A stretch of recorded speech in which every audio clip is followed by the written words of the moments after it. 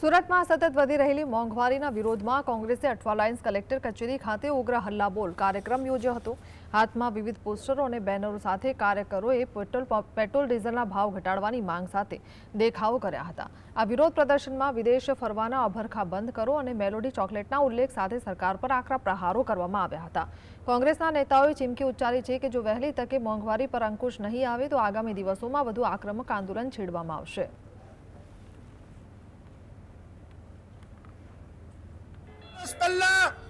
ભારતની જનતાને અને સુરતની જનતાને અહીંયા આવીને ભાષણ કરી ગયો હતો। ભાષણ એ મારું શાસન। એને 12 વર્ષમાં કીધું હતું કે મારી સરકાર આવતા હું મોંઘવારી ઘટાડીશ, પણ આજે ભારતની જનતા મોંઘવારીનું ઝેર પી રહ્યું છે। લોકો આત્મહત્યા કરી રહ્યા છે, કામ ધંધો નથી, ત્યારે ભાઈ વિદેશમાં જઈને ચોકલેટો વેચે છે, દાંત બતાવે છે, શરમ નથી આવતી એને।